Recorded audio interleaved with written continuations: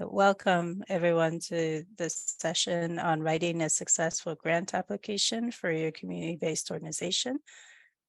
My name is Rachel Morin. I'm joined with my colleagues, Dr. Ann Berman, Dr. Leslie Cordes.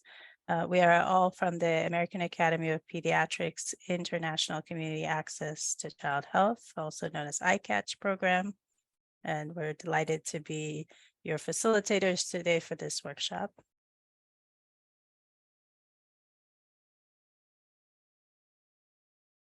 Okay.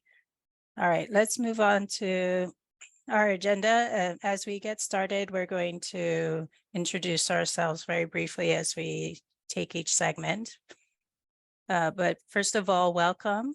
We're so delighted to have you here today. It's such a privilege to be speaking with you on this topic of grant writing. So we'll start out with an overview of grant writing. And then we will have an opportunity to practice in small groups, some components of grant writing, and then come back to our larger group to share what we have learned as a large group discussion. And then we will have some resources to share with you, as well as opportunity to ask questions at the end. Now, you do not need to save your questions until the end. We will answer questions throughout, as well as at the end, and there'll be opportunities to ask as you go. We know that because this is a workshop, even though it's in a virtual format, so there will be people with differing levels of expertise. And so if you have a question, it's likely that other people have the same question. So please don't keep your question to yourself. This is an opportunity to ask questions. We might not know the answer. There might be someone else in this audience or in this group that knows the answer, and they can even help to answer the question. So we're all here to learn. This is a very a place that's, nobody necessarily has all the answers, but together we'll be able to learn from each other and move forward. So our learning objectives today are to understand the different types of grant programs and audience for proposals. So who is the person that is going to be reading your grant? How are they going to perceive it? We will also want you to be able to identify the components of a well-organized grant proposal, as well as to practice drafting a problem statement and other aspects of a potential proposal. Next slide.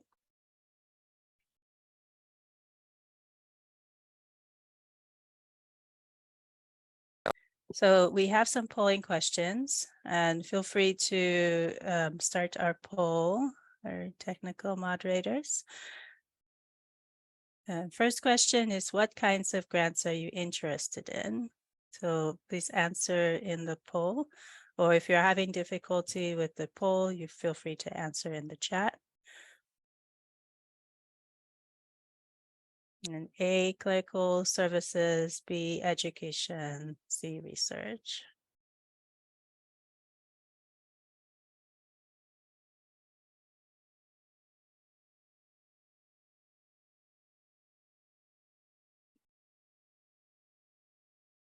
Giving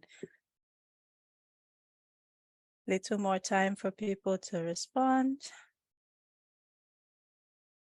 And seems like the balance is shifting. At first, it was very even between clinical services, education, and research. Now, clinical services are starting to pull away at 43%, education 24%, and research 33%. Very good. All right, let's go to the, I'm going to give, I think some people are still responding. We have 22 responses so far. If your response is not in the poll, okay, we're moving on. All right. So thank you so much. We're going to go ahead and take our second polling question now. Very good. Thank you, technical moderators. The second question is, what is your level of experience with grant writing? And so we want to know the composition of the group, how many are experts, how many are intermediate, And how many are here to learn more? Have no experience. So right now we're about 50-50. I've participated in writing grants, 52%. I have no experience, about 48%.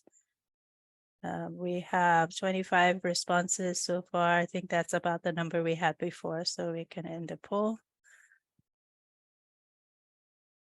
And I think this time we may be able to share the results. All right, so nobody says they're an expert.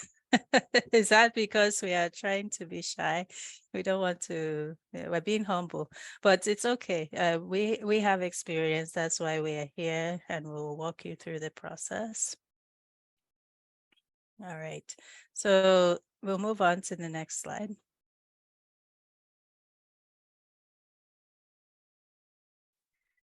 All right, so briefly, I had mentioned on the very first introduction slide that we are from the ICATCH program. Some of you may be wondering, what is ICATCH?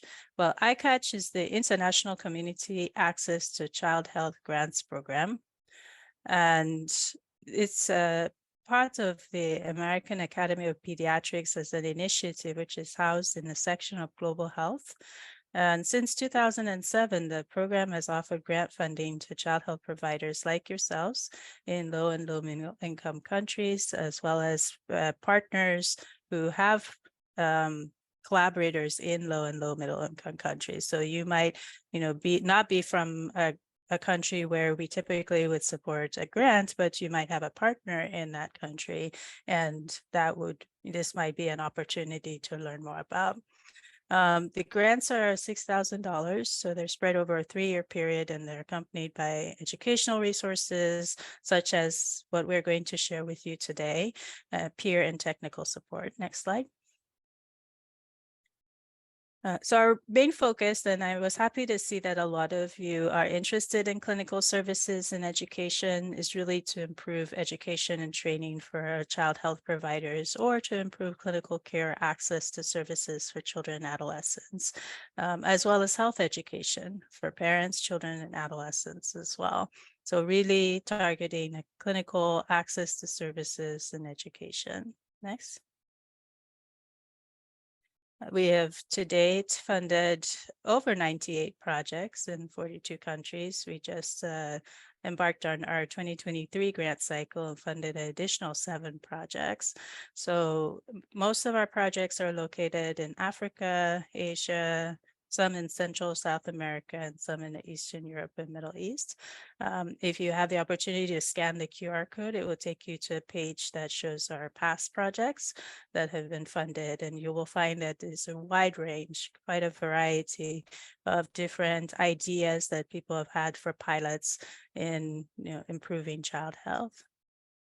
Next. So some of the key requirements for our projects are that they be local, that they be collaborative, that they improve child health, and also be sustainable. And we're going to be sharing some of the tips of things that we look for when we evaluate grant proposals, and some of the successes, because we've been able to really identify projects that have been quite successful and quite sustainable right from the proposal stage. Next. So I'm going to turn it over to Dr. Berman, and Dr. Berman, if you could unmute, I will mute myself and allow you to continue through this section. Good morning, everyone. So I'm going to talk just for a few slides about grant opportunities, where you might look for grants that might match your ideas for community-based projects. First, we always want people to know about CHIFA, the Child Healthcare Information for All Network, which is a free network that you can join. The link is here on the website. And CHIFA puts out information about projects around the world. So it's a great place to network with people who have similar interests than you. And you also hear sometimes about grant opportunities that have been opened. Probably the most elaborate and best online resource for finding grant opportunities is through Candid, which used to be called the Information or the Foundation Center. Candid has a funding information network that's a for-pay. It's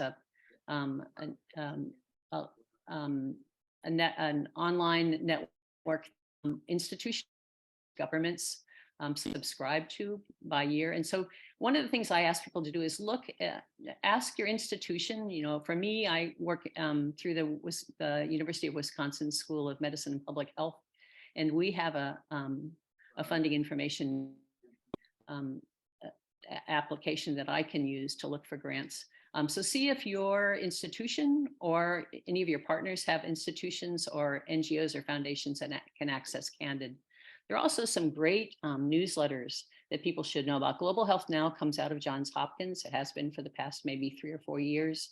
You can join for free. It's usually during the weekday, and it often has community-based projects that are highlighted, and often information like this is one of the places that ICATCH advertises when we're to open a new cycle of granting. And then finally, of course, websites. This is the ICATCH website to look more about our grant cycle. We just, as Rachel said, completed our 2023 to 2026 grant cycle, and a new cycle will open in the fall, usually late October, early November of 2023 for the 2024 to 2026 grants or 2027 grants. .gov is a US-based government free website that has a fair number of international grants, particularly Fogarty grants, which mandate that people have international partners, so a good place to look. And USAID, or the US Agency for International Development, again, really focused on international partnerships. So what about researching potential funders? This is something that sometimes people don't take enough time looking at, and we see it when people apply with preliminary applications to the ICATCH team.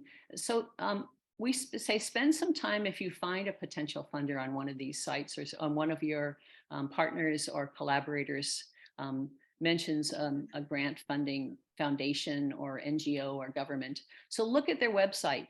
Pay attention to social media, you know, their Facebook posts or Twitter, Instagram, whatever, and also any newsletters that they have. This gives you a deeper understanding of what they're looking for, what they like to fund. On their website, look for lists of recent or past grants. That gives you a pretty good of whether your project idea is something that they, in general, something that they have done before. Also, check out who's on their board or who are their staff members. Why is this important? Well, it's very important because lots of times these are the people that are going to review your application. So finding out who your audience is for review of the application, as well as sometimes networking. Sometimes people that you're their partners with, or people that you know in your national region will have connections with some of the members of in this foundation. Look at their mission statement. Again, should be a very succinct way to look at what issues they're involved in, and pay attention to funding limitations. These are things like geographic limitations. For example, in ICATCH, we fund projects for healthcare professionals or providers in low or low middle income countries that are designated each year by the World Bank. So funding limitations are important. And note that there are many resources on the websites for grant funders. Candid's Learning Center has free webinars, so you don't need to be a subscriber to Candid to look at their webinars. They're usually short ones, less than 20 minutes, some as short as 2 to 3 minutes.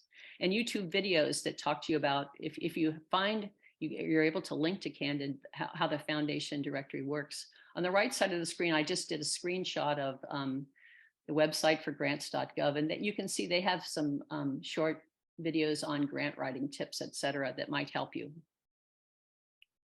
Look carefully at proposal requirements. On the right side of the page, I just put a screenshot of the first page of the ICATCH call for proposals that we do every year, and we update it. But this gives you a tips about, for ICATCH particularly in this case, what kinds of grants we're looking for and what we do not fund. So eligibility is often something that you need to pay close attention to. Look at how the grant application is done. Formats may be online formats such as SurveyMonkey Apply, or you may have a Word document that you send in by email.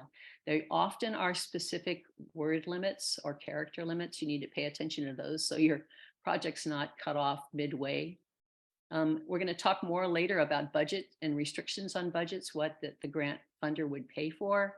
Some grants allow for planning periods, and ICATCH for over the 3 years allow for the first 6 months for a new project to use for planning. That's developing curriculum or developing partnerships that are going to allow you access to let the community know what's happening. And also paying attention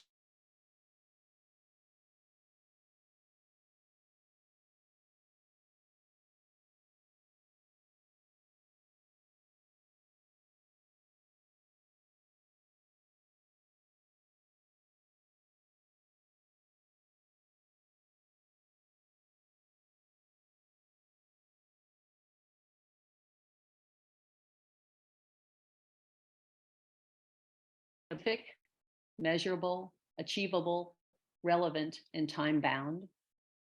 So smart-based aims are really an important thing. Make sure that your goal should include both the problem or challenge you're facing and the population served. For ICATCH, the project needs to be based on ideas or projects that are developed in the local community, and make sure that your project is not too broad, that there's only 1 or 2 achievable goals if you have a short-term project. Now I'm going to turn it over to Leslie to talk about partners. Thank you so much, Dr. Bierman. Just looking in the chat, your list of the opportunities for grant funders is very much appreciated, and that information will be shared. So thank you for those tips and for reviewing the ICATCH process and experience thus far. So I'm going to focus on a couple other topics and start with the idea of gaining community support and establishing partners and seeking out stakeholders. So a really strong grant proposal is really going to address a true need in the community. So consider if the problem that you're thinking about has been identified as a priority. So ask yourself also, is this project based on ideas that the local providers have identified? Because they're going to be the ones who are really best able to understand the problem and consider barriers to healthcare. And they are also going to be the ones who are most qualified to address the child health challenges in your community. So those are the people that can also influence change and adopt a new intervention or a practice. So be sure that these community members are at the center of your project proposal. So they should be able to very clearly define your problem. You're also going to want to be able to identify partners very early in the planning process and engage them. So your partners also need to consider this problem as a priority. So you might be thinking of community health workers, engaging teachers or nurses, perhaps hospitals, clinics, non-governmental organizations, government agencies, or perhaps faith-based groups. It's also going to be important to consider if your partners are willing, again, do they also see this health problem as a priority? And will they be able to take on any extra work that they will be involved in?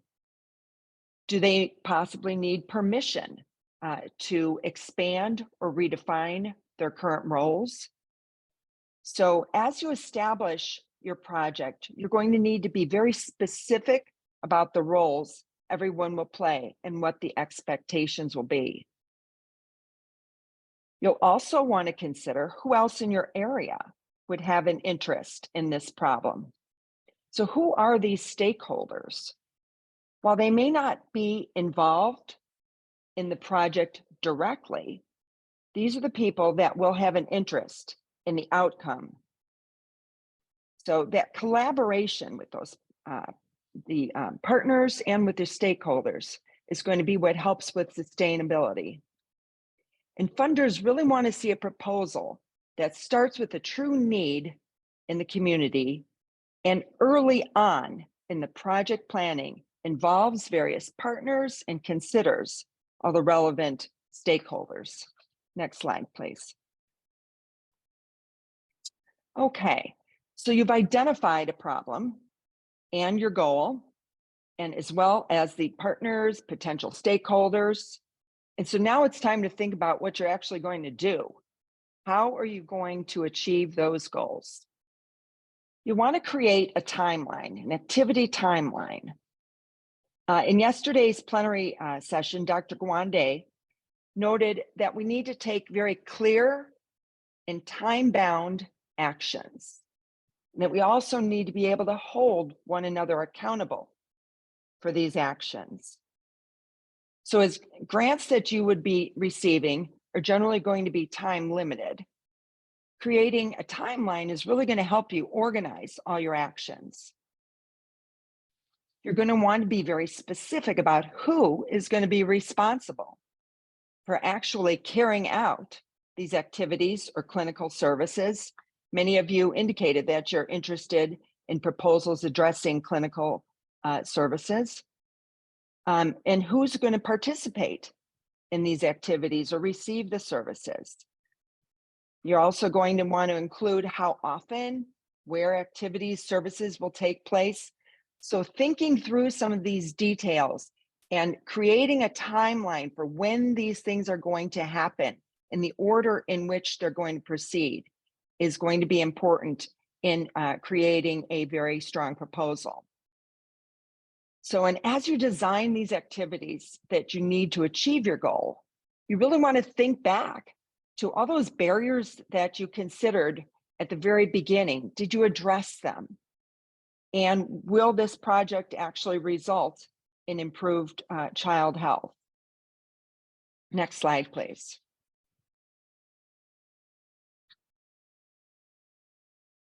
Okay, so your grant proposal will, of course, include a budget. Look over the activities that you've planned and consider if your budget is complete. Does it properly fund all your planned activities? You're, of course, going to want to follow the grant proposal guidelines. And I'm showing you here an example of a budget template that teams applying for our ICATCH grants would use. We ask applicants for details on budget, and we want to make sure that all the essential project activities are indeed covered by the budget. Now, if your budget is greater than the allowed budget amount, make sure you explain how you plan to obtain those additional funds, or if you will be receiving any in-kind support for your project. And I will turn it over. Thank you.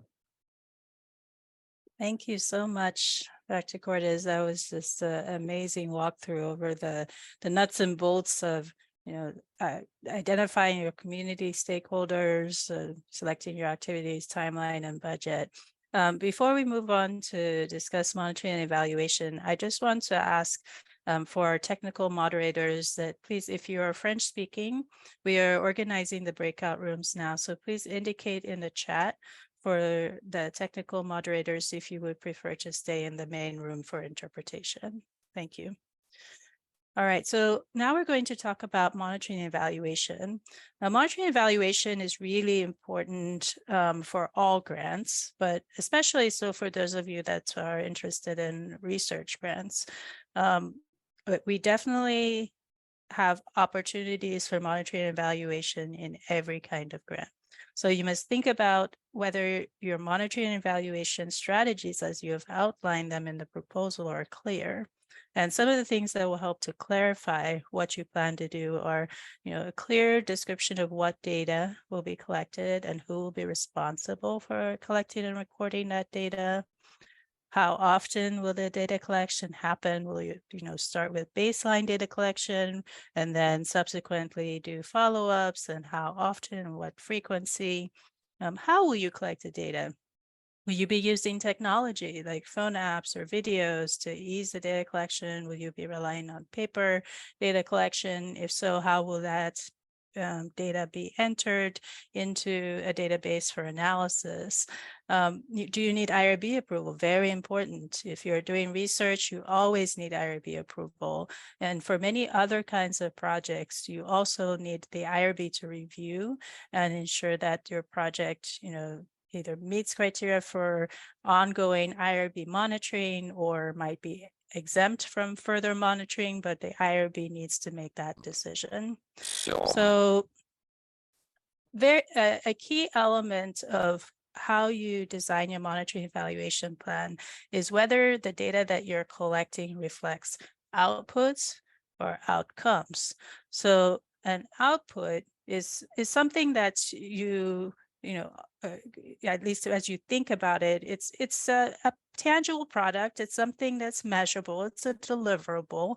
Outputs have gotten kind of a bad name sometimes because we think of outcomes as kind of the more long-term, broader, change or effect. It's what makes your research impactful.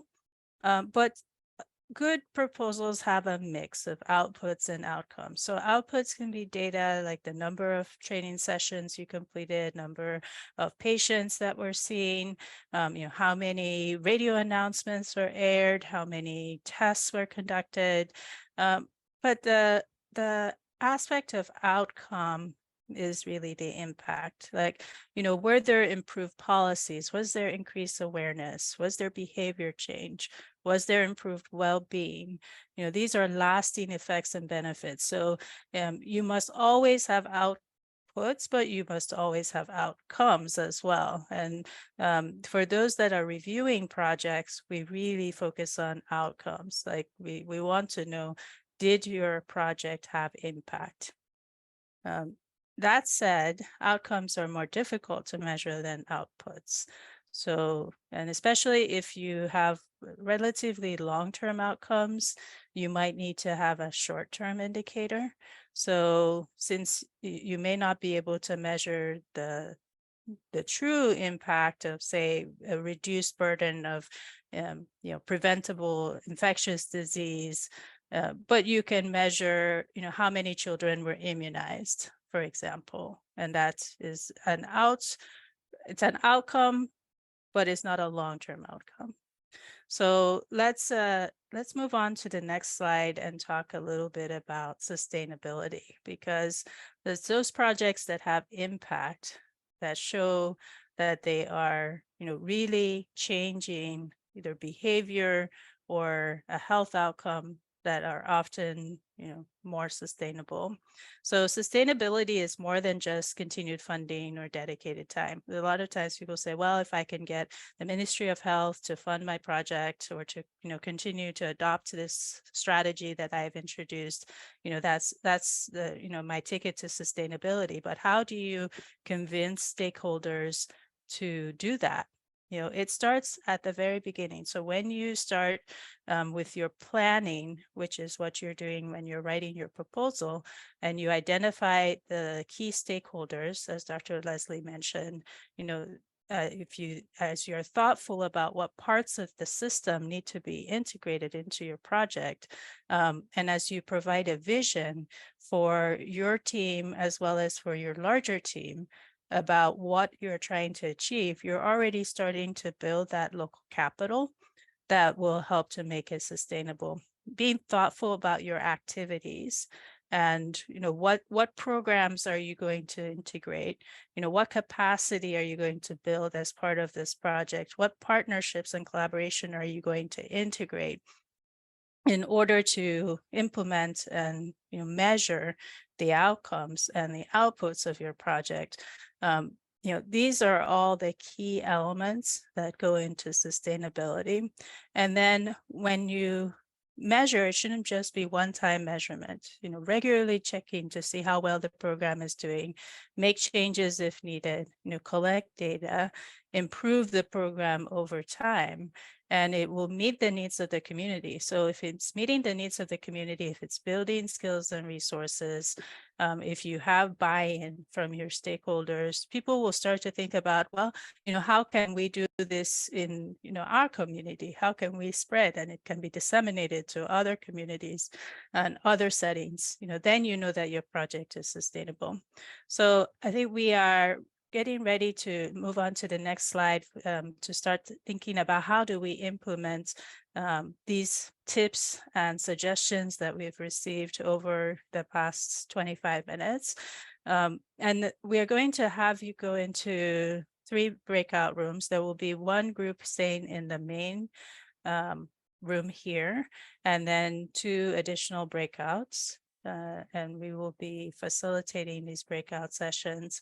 But this is where you'll have the opportunity to practice writing an aim statement, identifying partners and stakeholders, and starting to think about what data you'll be collecting for monitoring and evaluation. So we mentioned earlier to please identify yourself if you are French speaking, because we will want you to stay in this room. So not to move out to another breakout session, because this is where the interpretation will occur. If you we are going to spend about 30 minutes in our breakouts. There will be 10 minutes assigned to each segment, roughly. So, we have 3 activities, approximately 10 minutes each. And we will then come back into the main session.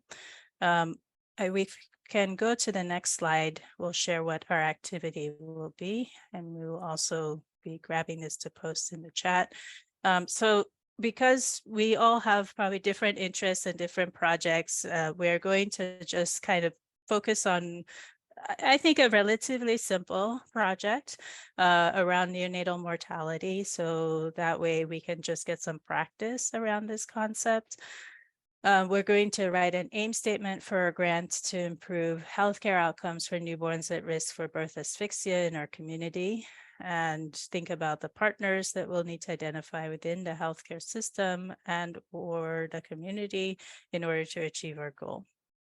And as I mentioned, considering what data that we'll need to collect for monitoring and evaluation, and bonus points if you can classify the data as an output or an outcome.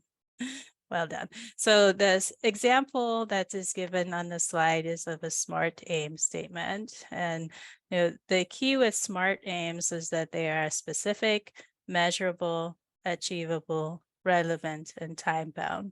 So that is why it's called SMART: specific, measurable, achievable, relevant, and time-bound. So that statement has all of those components. So we want you to try and incorporate all these components in your aim statement. Okay, we've said a lot in a short period of time. What questions do people have before we go out into the breakouts?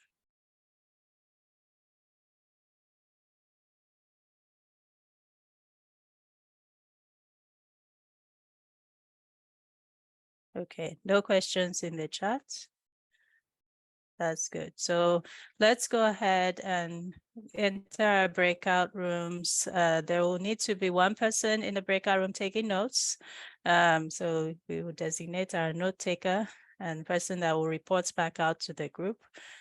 So as you get organized in your breakouts, please find somebody who will be taking some good notes, and it can be the same person that reports out, or it can be a different person. Our technical moderators, please help us go into our breakout rooms.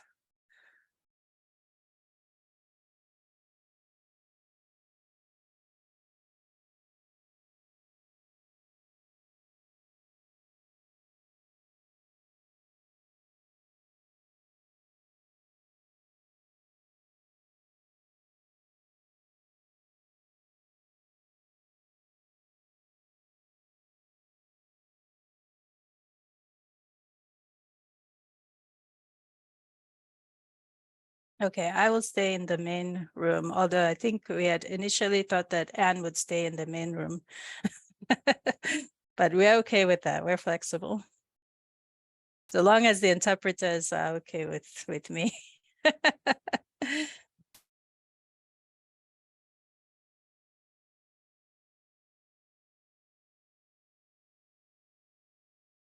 All right, wonderful. So I'm going to go ahead and paste our assignments in the chat so that we can remember what we were supposed to do. One moment. Meanwhile, please, who would like to take notes for us?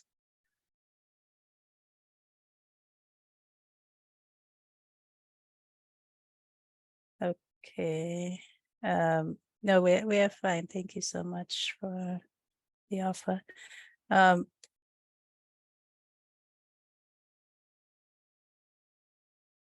I'm going to send this out. Oh, this doesn't allow me to do it all at once. Okay, put it here in the chat. All right. Okay, so for everyone who is here, welcome to this breakout session. In this session, we're going to go over a question and start to think about how we might write an aim statement for this grant to improve healthcare outcomes for newborns. So how many of you actually are working with newborns now? And this is a very familiar topic. Maybe show by raise of hand or virtual hand or actual hand. Or if you want to type in the chat. Is this a familiar topic for you?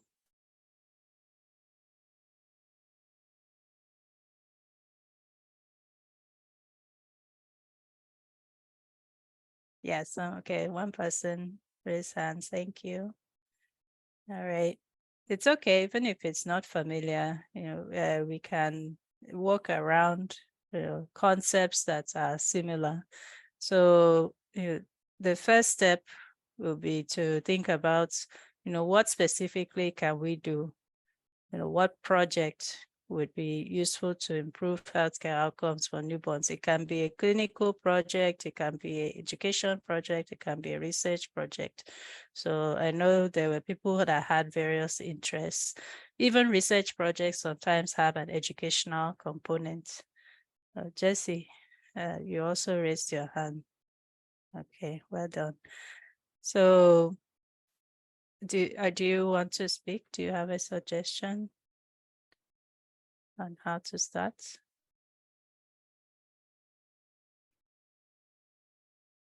Or maybe you were raising your hand in response to the previous question, and that's okay too. All right, so I'm going to also turn off my camera and mute if everybody is muted. So please, we know you are there. If you are shy, you can type in the chat if it's not too easy to speak. But we need to think about how do we get started and who is going to take the notes.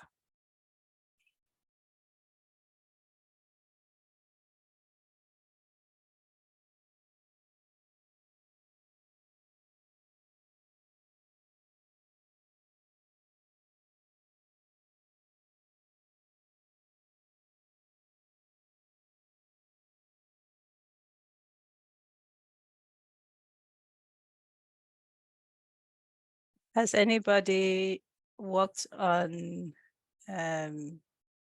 it's this hospital setting? Where are newborns delivered? They delivered in the community? Yes. Are they delivered in the hospital? Yes. So you can put in the chat, do you want this to be in the hospital or in the community? Who wants to do an aim for a grant in the community? Or should it be hospital-based? Let us vote. Put your votes in the chat.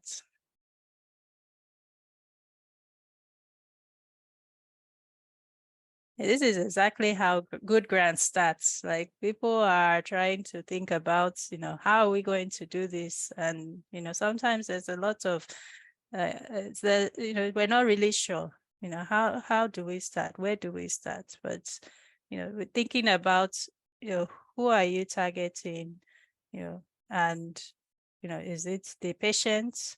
Is it the healthcare providers? Is it, the facilities? Is it equipment? Is it the community? So is it the parents or, stakeholders in the community? Who is going to be impacted by this project? So let's start by deciding the setting, hospital or community. Okay, thank you so much, Leslie. Leslie says hospital targeting the healthcare workers. Okay, healthcare professionals. Thank you. Okay, so we are going to go with that. Very good. So it's going to be in the hospital, it's targeting the healthcare professionals. That it sounds like it could be education, it could be research, because we have moved away from the specific patient, although maybe we are going to collect some data around the patient. But yeah, another vote for hospital targeting the healthcare practitioners. Okay, very good. So how are we going to target them? Are we going to, there are two options now. Either there's a way that we facilitate their work, to help them, with the tools that they need, or to, help them to know what to do. So I think those are the two options. Is it education, or is it some intervention that helps them, kind of in a timely way to do the right thing to resuscitate these babies? So education or intervention? But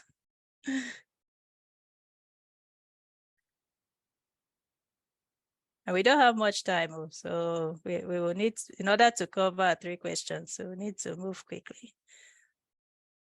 So what would we like to do? Intervention. Okay.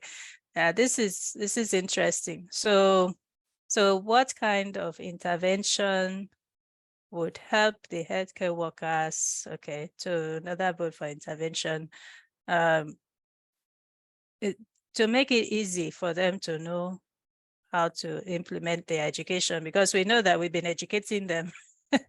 They have received lots and lots of trainings. They've been going for courses. Improve clinical skills is another. Yes. Okay. So yes, they've been educated, but now they are back in the healthcare center. How can we ensure that they are able to actually do these things? So what kind of intervention do we think we should implement for them? It can be anything, we can say, we're going to do, and again, this doesn't have to be terribly realistic. So, maybe they will hear a voice from the air that will tell them what to do. Or maybe there will be some kind of, camera that will, detect what they are doing, and it will, give them a message, that will flash up and tell them, okay, this baby is not crying. It's time to start bag and mask ventilation. Or maybe it's something about the bag and mask ventilation device that will, assist with the process. It doesn't have to be too specific, but is it going to be equipment, or is it going to be messaging?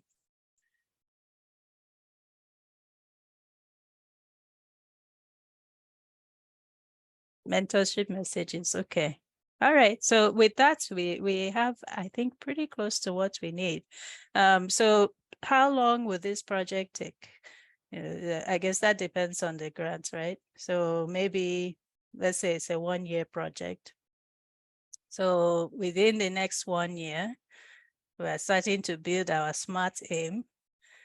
We are going to implement mentorship messages, which will increase the proportion of newborn or healthcare workers, healthcare professionals, who will perform bag and mask ventilation on newborns who are not breathing or crying at birth. By what percentage? How optimistic are we about our mentorship messages?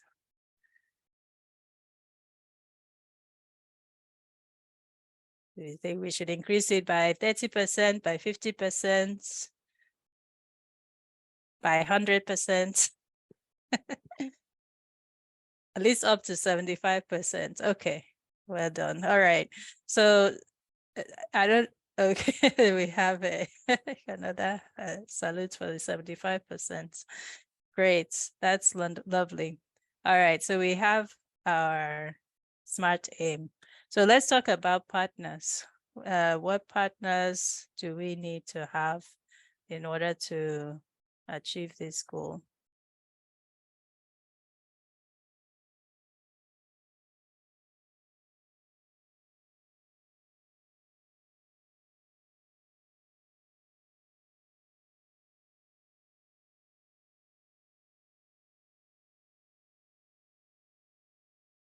UNICEF, WHO.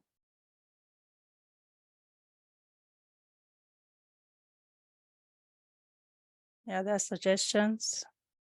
How do we get WHO to be interested in our project? That is a whole nother question. Including community leaders. Yeah, let's bring it a bit closer first. So including community leaders, okay. In the context of the health for pregnant women, yes, we want them to know that we are working to improve the outcomes of their newborns. Ministry of Health, very important to include and bring along the Ministry of Health in your projects. Leadership of the facilities, also very good suggestion, so that as you are coming in with your idea, people will not say, who is this person? Why are they here? Our healthcare professionals are very busy. What are you talking about? Mentorship messages. Okay. Yeah. So engage them right from the beginning. And when you're writing your grant proposal, sometimes it can be a bit difficult because it's like, well, we don't know if we're going to get this funding or not, but we are writing this proposal. So, and people understand, you might get the funding, you might not get the funding. But sometimes people can be reluctant until they know that they've gotten the funding. And that's when they are bringing the projects to the leadership. But that's a problem, because what if the leaders then say, no, we are too busy, teams are too busy, or we don't like your project. Then you have already made these promises that you are going to do a project, but you didn't engage your stakeholders in time. So engaging them very early is important. All right, so we are doing very well. And so are there any other suggestions on who to engage? What about the subjects, the participants? Are we going to maybe talk to, if there's a senior nursing officer, maybe that's part of leadership, but you want to know also, at least from a few key individuals, whether they feel like this is a good idea, whether it's workable within their workflow, and they can even help to refine the idea for us and give us more insights into what might work or what might not work.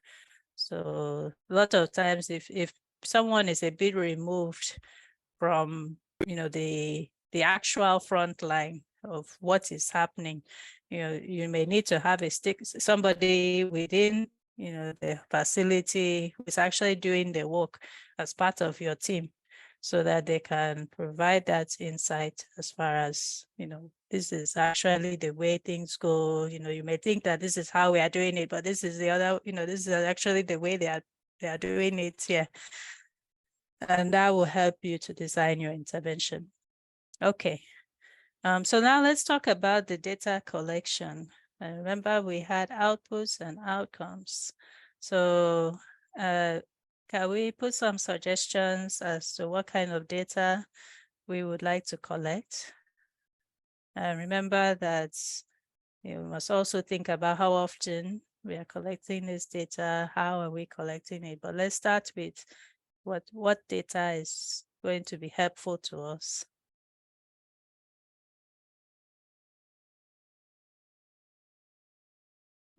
The skills the practitioners have. Okay. Can we be more specific?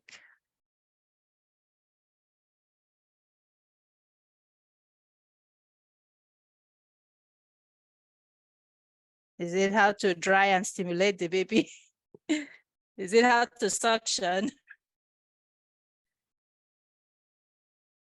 I'm laughing because maybe this may be more of an inside joke for those of us that do newborn care. But we find that people suction a lot. They over suction, when they're supposed to be doing bag and mask. Thank you. Yes. Hands-on practical skills like how to do bag and mask.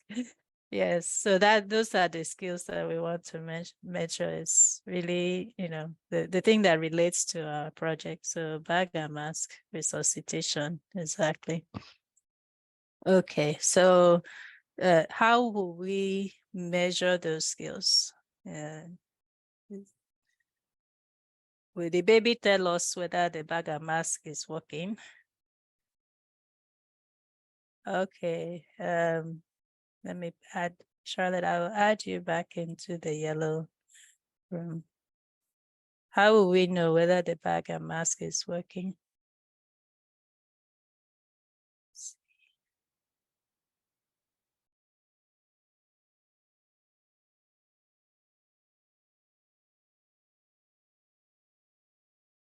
I was joking when I said the baby tell us, but actually the baby could tell us, by being effectively resuscitated. So we could say, if the baby's heart rate is going up and if the baby is responding, then the bag and mask ventilation is working. Aha, yes. So observations are one way to collect data. And so often we will use standardized checklists of what they are supposed to be doing, how they place the mask on the baby's face, whether there's an appropriate head tilt, how fast are they squeezing the bag and mask to give the breaths? Is it the appropriate rate? And is there chest rise? Are they continuing ventilation when they are supposed to continue, so that we're not pausing and then restarting, pausing and then restarting? So these are all things that can be on a checklist for observation. How easy is it to observe resuscitation? It's not a very frequent event, right? So you might have to have somebody posted there to observe all the deliveries. Maybe they will observe 100 deliveries and then they will see, 10 or less resuscitations.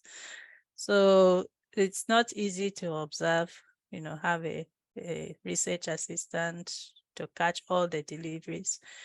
Are there other ways?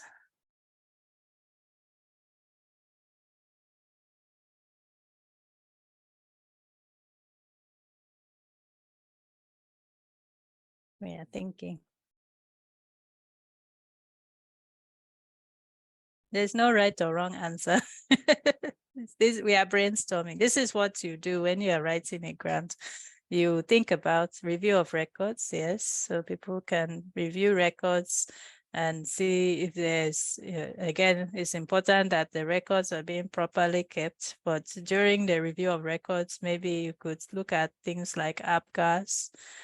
You can look at, potential complications, with babies that are diagnosed with birth asphyxia. These are all things that we can find on the records. Very good. Okay, we're about to round up. We have just a few more minutes. Is there anything else that we want to think about collecting data on?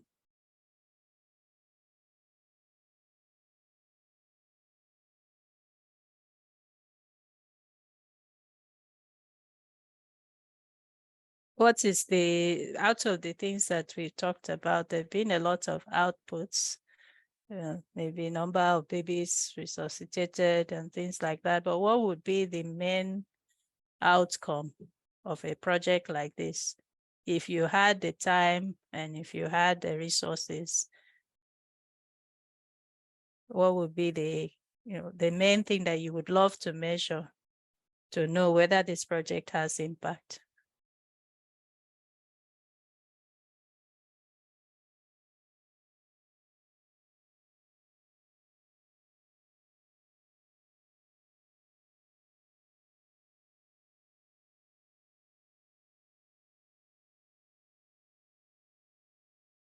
Actually, there could be more than one main thing, but yes, exactly. SAD has got it.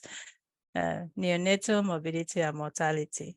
That, in a nutshell, that is absolutely correct. So, reduced number of deaths dying from asphyxia. Yes, absolutely. So this is the main outcome that anyone would want to measure. And so if you have a baseline, if you know what the current status is, what is your current neonatal mortality rate, or what is your rate of newborns with asphyxia, then you can go on to say that we changed the rate, but you have to have a large sample size and you have to have time. So, but we believe that we will all get there for our projects. They will not just be small projects, they will become large projects where we can measure impactful outcomes. So as we round up, are there any other questions, and who would like to just give the group a bit of an update on what we discussed? There have been a number of people interacting in the chat, so I appreciate all your inputs and would love to have a volunteer.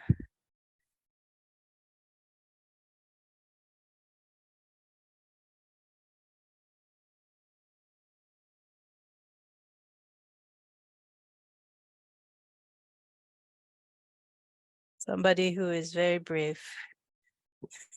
A leader.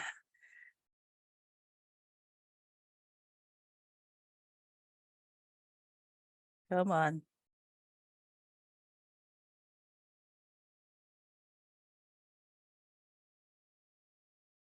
We are not leaving this room. We must have a representative. Who will represent us?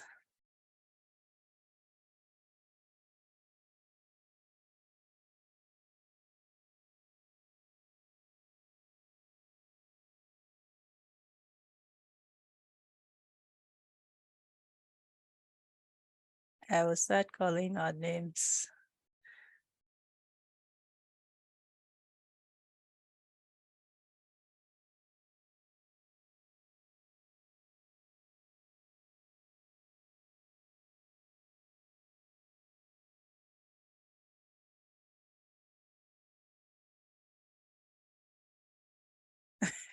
Everybody is like, no, don't call me, don't call me.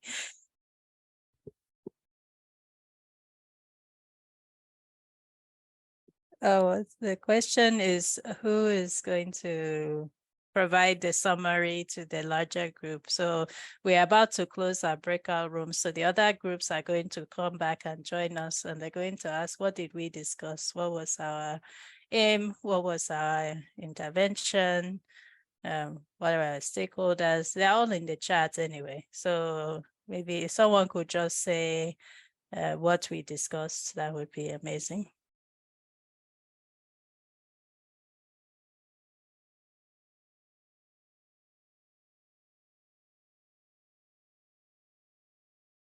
And it can be more than one person. It can be two people. One person can start and the other person can finish or add. Wow. A tough crowd. Okay, I'm going to ask respectfully, Leslie, I think you made a lot of great comments in the chat. Would you be willing to summarize for us?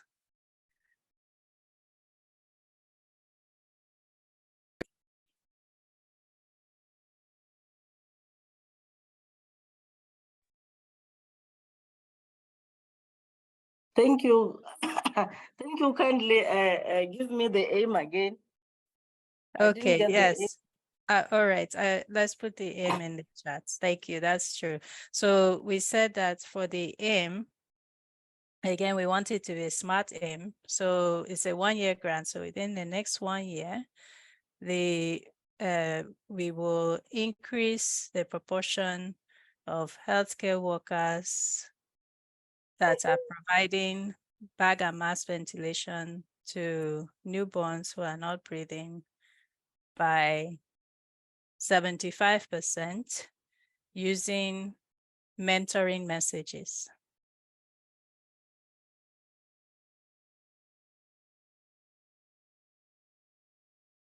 Is it not there in the chat? I think it's in the chat, but let me type it. Okay, thank you.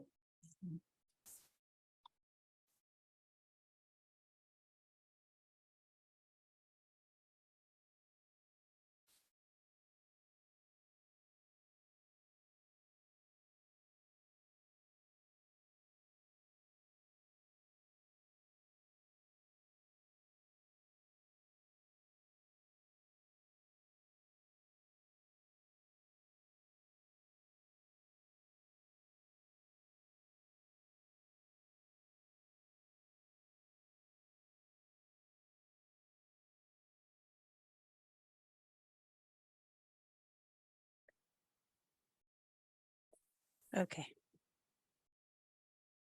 Okay. All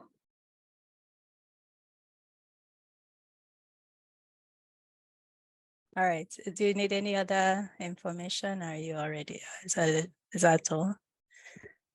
I think it's fine. They will add if I leave something. No problem. Thank you so much. To increase. All right. I Okay. think I will check and see if others are ready to close.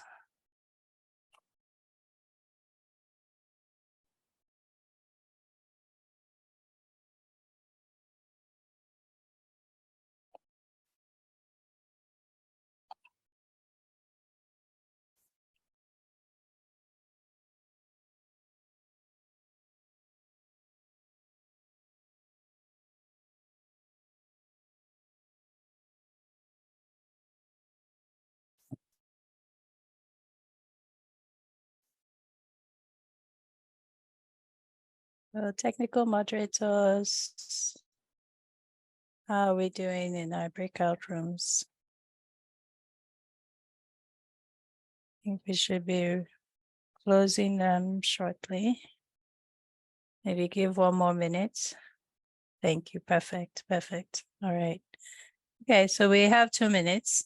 So let's re-summarize what we discussed. So we have our aim statement. We said that we are going to do was going to be in the hospital targeting the healthcare providers. It was going to be an intervention. And that we're going to use mentorship messages. And so that was how we arrived at our aim statement. We had stakeholders identified all the way from those at the facilities, the Ministry of Health, the community leaders, the pregnant women, the healthcare professionals, and then UNICEF and WHO. Okay, I think I see some others coming back in now. All right. So we talked about how the data was going to be collected, and we talked about outputs versus outcomes. So really well done, everybody. Hi, Great. Leslie. Hello, hello. We had a very productive conversation in our blue breakout room. Okay. Addressing, and I apologize, I missed the very beginning of your I was just summary. rounding up with our group. We actually have Oh. someone who's going to summarize for us. So I was waiting for you and Anne to come back. Okay. And do we have everyone back yet? I think we might have everyone back in the main room. Lovely. Welcome back. We're so glad that you made it back into the session. I know some people had some difficulty how they got booted out of their room and they got back into their room. So thank you for bearing with us for any technical issues you might have encountered. So this is time for us to share what we learned in our breakout sessions. And we're very excited to hear what was discussed in other rooms. We will have about 20 minutes to share what we learned. So please keep your summaries brief so that we can hear from everyone. So without further ado, we have someone who's going to speak for our group. We were in the main room. So Leslie, please take us away. Thank you and good afternoon. In our group, we look at the problem of neonatal morbidity and mortality due to asphyxia. So we identify our target. We said we shall target the hospitals, and then we are going to do an intervention. As such, we came up with an aim. And then our aim is that within 1 year, we will increase, we will use mentoring messages to increase the number of healthcare professionals providing bag and mask ventilation to newborns who are not breathing at birth by 70%. So we identified the outputs. We said that there should be data, and then that data, we should know how often do we collect that data. And then the other thing that we mentioned on the output is the skills audits. And then how do we do that? We said that we are going to use standardize the checklists. For example, we can identify how the babies respond after birth. And then there will be areas to identify for the baby who is responding well. We also said that we can also review the records because it might be very difficult for somebody to be always there during delivery. So in the records, we can review things like APGAR scoring, diagnoses, complications of babies, and the number of babies who are resuscitated. So after the outputs, we said, but what will be the outcomes? The outcome, of course, will be reduced neonatal morbidity and mortality. For this project, we needed to have a baseline information so that at the end we can measure the outputs. Or we can also put it like reduce the number of deaths of neonates dying from asphyxia. I think in a nutshell, that is what our group came up with. Thank you.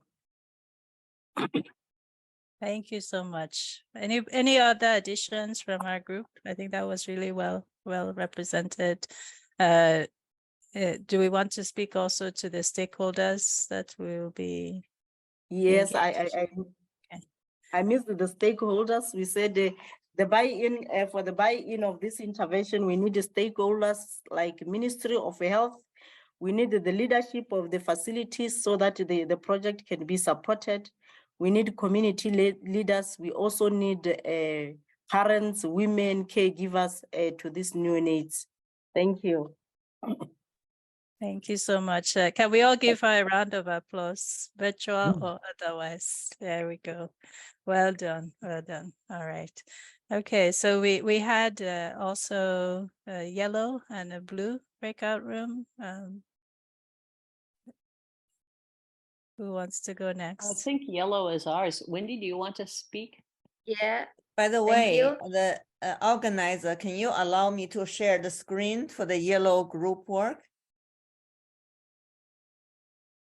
Yes, please, you're able to share your screen. I'm not host disabled.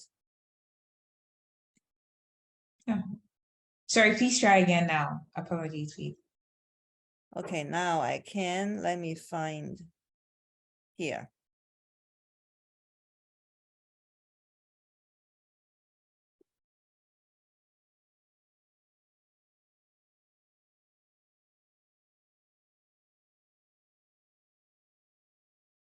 It's freeze.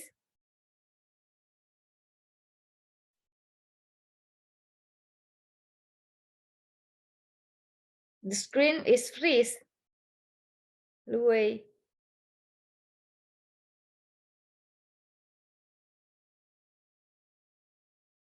Great.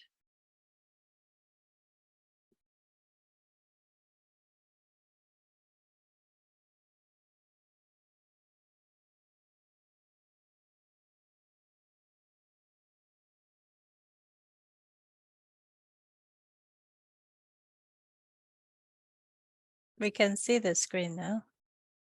Yeah, okay. We just have a problem. The problem is neonatal mortality due to asphyxia is high, and we identify the problem.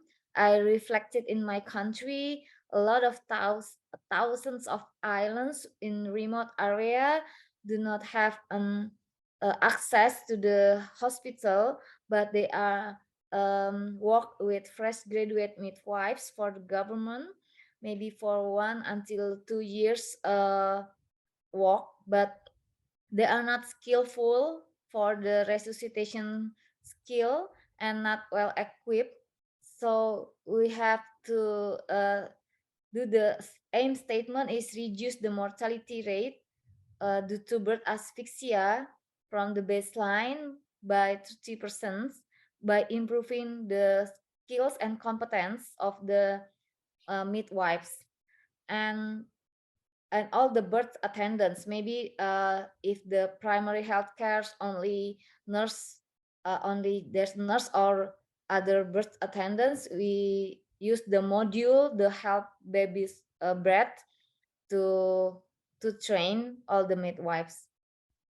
And the input is in service training, identify the trainers training to input the curriculum to the midwife schools, clinical mentoring, refreshers courses, and we collect the data.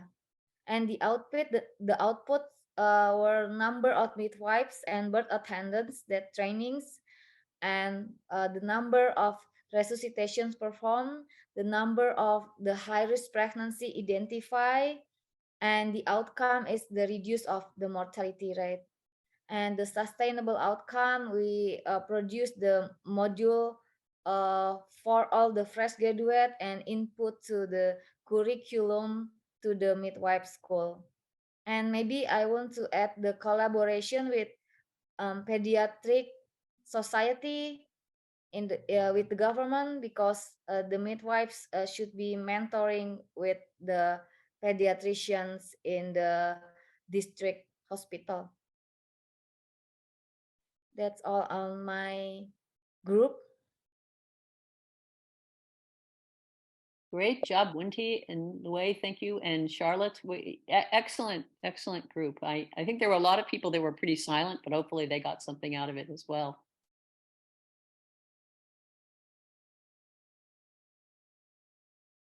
All right, our blue group. Okay, sure. Blue group, I will, unless a member from Blue group would like to, when we can certainly add topics, but I will congratulate those of you who have already reported on really taking that SMART aim statement and the key elements and sharing them. So I think just to add the idea of identifying something very specific. We had talked about reducing the incidence of birth asphyxia. So that just brings home the point that we have to identify a very specific problem to measure. And another point to add is to really be able to define your target group and making sure that it is in line with the type of grant that you are seeking, that it is not too broad. If you are concerned about a particular hospital and clinic, and then appreciating who is involved in the health of the mother, in identifying high-risk pregnancies, who is providing care for people who attend that hospital, that clinic, and really defining who you are targeting and have a very measurable, very specific item that will then allow you to focus your activities. But it's very important to identify those who will be actually involved in those activities and making sure that they are present at the very early part of your planning. But we also had talked about the same, some of the same stakeholders, the larger government and Ministry of Health, but identifying some of the potential partners of the midwives, community health workers that are going to be providing the care and possibly identifying mothers who might be at risk, possibly for preterm labor, and educating about the problem of neonatal asphyxia. So we didn't focus as much on the actual process of providing resuscitation training, but much on increasing awareness of the problem, which is sort of an early stage of recognizing and addressing the problem. I love that. All right. Well, thank you, Leslie. Let's give Leslie a hand of applause. Wonderful. All right. I think, Anne, thank you everyone for sharing wonderful discussions in the breakout group. I am so amazed at how we all came up with different ideas. It just goes to show that there are lots of different ways to tackle any particular problem. So, as you start to think about your proposals and, start to work on refining and improving them, please utilize the strategies and tools that we have shared and that you have been able to practice to make sure that your aims are smart and clear and measurable, and that you have engaged the stakeholders that are critical for the success and sustainability of your project, and also that you have been very thoughtful about the kind of data that you'll be collecting and how you will collect it, because we didn't talk specifically about the activities and the budget today because of lack of time, but you find that if you start with your aim and you know your stakeholders and your population, the people that you're going to be working with in the project, then everything flows from there. If you know how you're going to collect the data, you will also know what you need to put in place in the budget to facilitate that data collection. So, and if we could move on to the resources. Again, we have them here for you once more. And we had put them in the chat before. But Anne, do you want to just briefly speak to these again? Sure. Pretty much they're the ones that I talked about, the first 5 we've talked about. And there's a way, I would say Candid is the place I would really go, to find out from if you have a library in an institution or a foundation, to see if you can access their funding information network. That's a good way to start looking at what's out there. There's also something that I found from the Michigan State University. I'm in Wisconsin, so this is my sister state, called Nonprofit Expert, that has a lot of good links to particularly Canada, interestingly enough. Maybe it's because Michigan, sits right up underneath Canada. And then the National Institutes of Health, we think about that group, I do, as being a general pediatrician, as a research funded grant, but there are some collaborative international educational projects that are available that look for international partners if you're doing primarily education. And that's a big part of what we talked about, I think, in this asphyxia grant, is training healthcare providers on a wide view. So I'd say look at NIH, and I just tried searching most of these websites with international child health as kind of a broad topic, and came up with a bunch of funders. So look into that. Sign up for CHIFA if you haven't already. Sign up for Global Health Now. We explore our ICATCH grant, I'll put on the next slide, website if you want more information. And I would say for myself, and I think we're true for Rachel and Leslie, for people that participated in this workshop, if you have specific questions, please feel free to email me. I'll do the best I can in looking at that. But I think this is just a very nuts and bolts start to writing community-based grants. And we encourage more discussion. And I really wanted to say that I appreciated in my group the discussion from people and their experiences. I learned as much from my workshop participants as I certainly am, I think. So here are our emails. And to have you learn more about ICATCH. Are there specific questions that people have? We have looks like about 9 minutes left in our session. Yes, if I can, about the output and the outcome. Thank you for sharing with us. Several weeks ago, my foundations create a proposal to USAID. We want to give a training to mothers about the neonatal health and maternal health, because we face two problems. In the low education and low income, they are under treatment, but the high education over treatment, and it's contributing to pediatric mortality. So we want to have a training for maternal and neonatal health.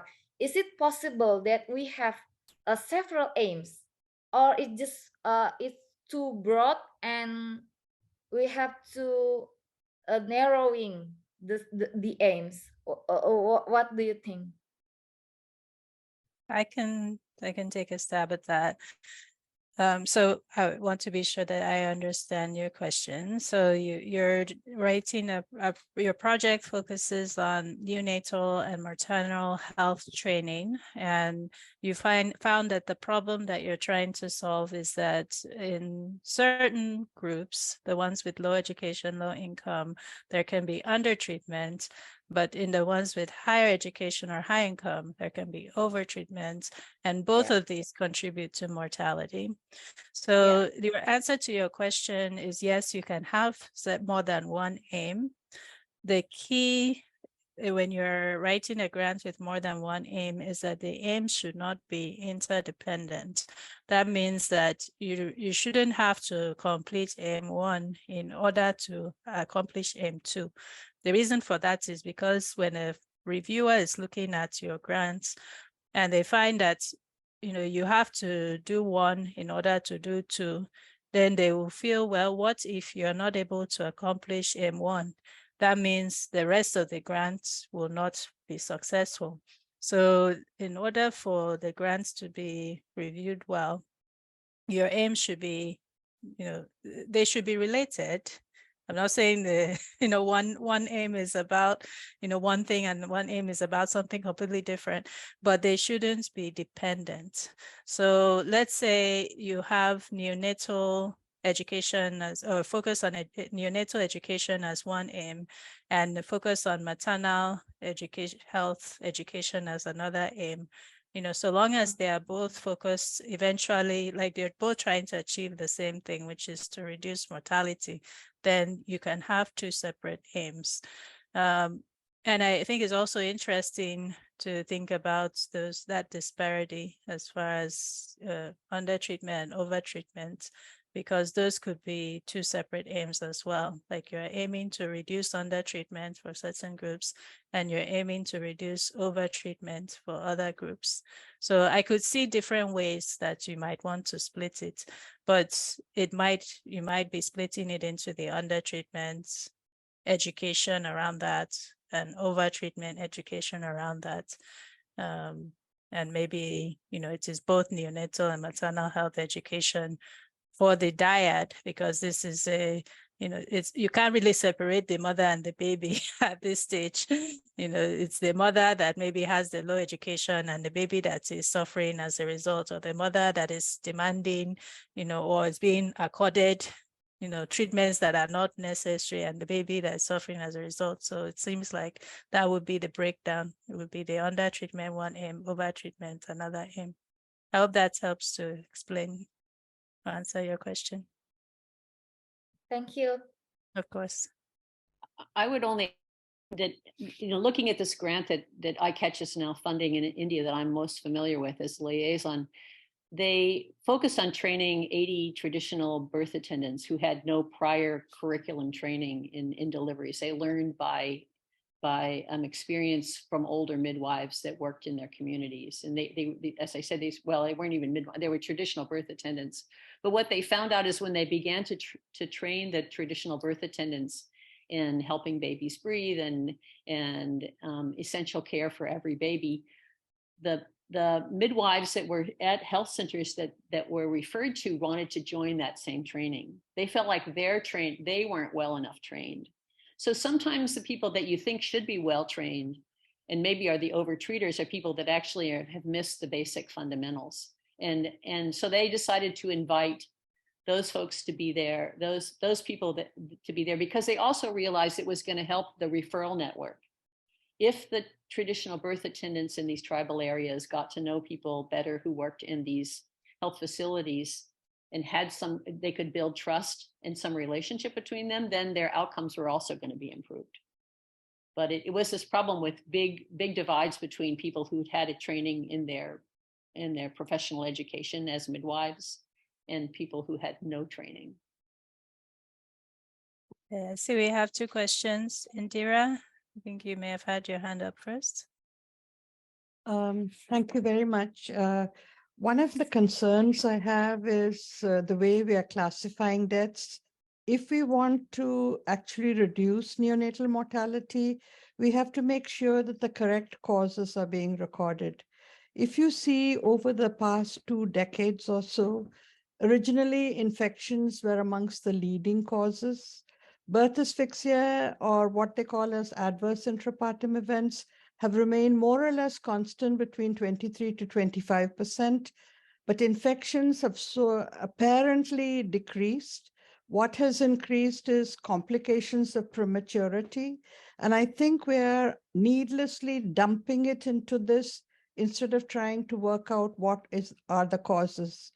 The importance of this is because the ministries and the stakeholders in the countries plan the methods of reducing neonatal mortality based on what are the causes of death. Now, prevention of prematurity, while ideal, is a difficult process, but addressing causes like infections, they are feasible and practical. They are still difficult, but certainly far easier than trying to decrease prematurity in a quick fashion. So I think this is something that is important, because I just can't believe that infections have decreased to the degree that is shown in the global classification of neonatal deaths. I don't know if that makes sense or not. That makes perfect sense. And yes, having a good sense of the causes, making sure that we are defining creating good definitions that people can understand and follow are very important and also relevant to our proposals. So we've been told by our technical team that we need to wrap up. I apologize if we were not able to get to all of your questions. For those of you that are requesting a copy of the slides, we're very happy to provide those. This session was recorded, so the recording will be available as well. And thank you all very much for your attendance and for your engagement. We appreciate you all. Feel free to reach out. If we did not get to your question, our emails are there, and we can reach out to you. Thank you so much. Thank you all. Enjoy the rest of the conference. Thank you very much. Thank you very much.